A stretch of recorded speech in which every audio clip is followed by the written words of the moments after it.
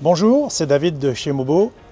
Dans cette vidéo, on va voir un petit peu comment on fait l'hivernage d'un camion. On approche de la saison d'hiver et ce qui est important pour vos vannes aménagées, c'est de bien le préparer pour éviter toute casse, toute détérioration. Donc on va voir en 3 points la vidange de tout le système d'eau. On va voir aussi le nettoyage et la vidange des réservoirs. Et en troisième partie, on va voir aussi la coupure des batteries lithium. Donc la première chose importante avant l'hiver, c'est une fois que vous allez stationner votre véhicule, c'est de bien vidanger tous les tuyaux. C'est primordial et ça évitera des problèmes, voire même de la casse.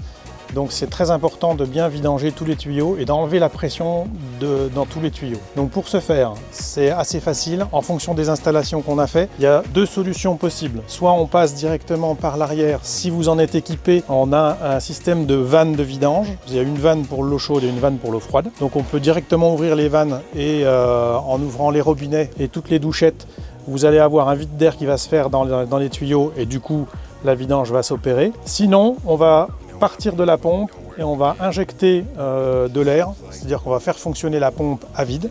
Le système W Aquatech le permet, donc on va faire circuler l'air dans les tuyaux afin de les vider. Première étape, on vide les tuyaux, on ouvre tous les robinets. Donc pour ce faire, on va allumer la pompe. Vous avez un interrupteur derrière sur le caisson qui permet d'allumer ou d'éteindre la pompe. Donc là, on va l'allumer, on va la mettre en marche et on va ouvrir tous les robinets. Donc on va commencer par le robinet de cuisine. Première étape, on va s'assurer de bien avoir coupé la pompe.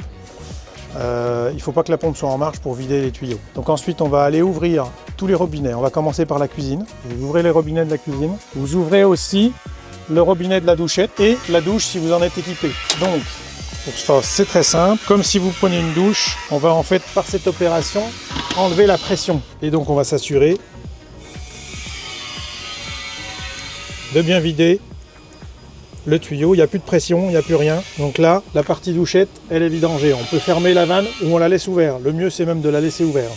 On va faire la même chose pour le robinet de cuisine et la même chose dans la douche. Donc pour l'évier, il suffira juste d'ouvrir le robinet et laisser couler le résidu d'eau. On voit qu'on a enlevé la pression, il n'y a plus rien. Et encore une fois, on le laisse ouvert, on ne referme pas. On laisse ouvert, ça évitera toute pression dans le robinet, dans le mitigeur. Donc je vais faire la même chose pour la douche intérieure. Hop, j'ouvre ma vanne et je vide le reste d'eau, j'enlève la pression. Voilà. Une fois que les tuyaux sont vidés, on va vidanger le réservoir d'eau propre et le réservoir d'eau usée. Donc vous avez des vannes, des électrovannes ici. On peut appuyer directement comme vous le faites habituellement pour vider vos réservoirs.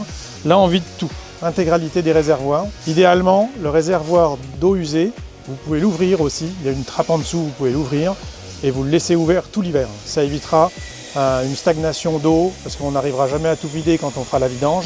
Donc ça évite une stagnation d'eau, que l'eau elle croupisse. Il vaut mieux le laisser ouvert. Et si vous utilisez le véhicule une petite partie de l'hiver, par exemple un week-end ou pour partir en station de sport d'hiver, à ce moment-là, moi je conseille de même la laisser ouverte. Votre eau, elle partira directement sur le sol, mais c'est la meilleure solution pour éviter des casses et des dégradations. Une fois que les 2 réservoirs sont vidés, on va éteindre et fermer les électrovannes. Et là, votre système est complètement vide d'eau.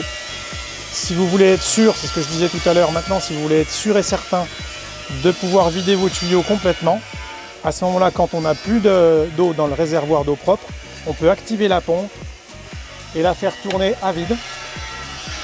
Donc là, elle va circuler, elle va finir par envoyer de l'air dans la partie des filtres et ensuite dans le filtre UV, de façon à ce que vous ayez complètement vos tuyaux et vous allez voir au fur et à mesure des petites bulles d'air circuler. Vous êtes sûr que vos tuyaux sont complètement vides d'eau. Vous pouvez en profiter aussi pour ouvrir le filtre à charbon actif suivant le temps dont vous l'utilisez. En général, on change le filtre tous les ans ou tous les 10 000 litres à peu près. Ensuite, vous assurez que le filtre à UV est vide. Donc pareil, en faisant circuler un peu d'air dans le circuit avec la pompe, vous allez vider le filtre UV. Et après, voilà, votre hivernage est prêt. Vous êtes tranquille. Si vous réutilisez le camion durant l'hiver, il faudra réitérer l'opération dès que vous rentrez, parce que sinon vous risquez, il suffit d'une nuit pour avoir des problèmes. Donc en deuxième partie, on va voir les réservoirs. Donc après avoir bien vidangé tous vos tuyaux, vous allez vider vos 2 réservoirs. Réservoir d'eau propre, réservoir d'eau usée. Pour ça, on vous a mis des petites électrovannes. Donc comme vous les utilisez d'habitude, vous ouvrez les électrovannes et vous vidangez complètement les 2 réservoirs. Alors à savoir que ce qui est important et un conseil que je peux vous donner, c'est de vraiment laissez le réservoir d'eau usée ouvert. C'est-à-dire que vous avez une trappe dessous, vous le laissez ouvert tout l'hiver, ça évitera une stagnation d'eau et tout problème qui peut arriver lorsque l'eau stagne dans un réservoir. On va en profiter aussi pour les nettoyer, pareil, hein, vous avez des trappes de visite dans les deux réservoirs. Donc une fois que les réservoirs sont vides, vous allez en profiter pour les nettoyer. Vous pouvez utiliser des kits de nettoyage spécifiques qu'on peut se procurer d'ailleurs sur le site WM Aquatech. Il y a des kits de nettoyage, il y a des kits de désinfection. Donc vous regardez sur le site, tout est expliqué. Et le mieux, c'est vraiment les nettoyer avant le stockage, de façon à préserver vos réservoirs. Donc on va en profiter aussi pour nettoyer ou changer le filtre. Donc, ça, c'est le filtre à charbon. Donc on peut dévisser ici et remplacer ou nettoyer le filtre à charbon. Idéalement, ça se remplace. Et le filtre UV, il n'y a rien de particulier à faire puisque lui, il va s'éteindre forcément puisqu'il est activé avec l'électricité. Comme l'électricité sera coupée, il sera éteint.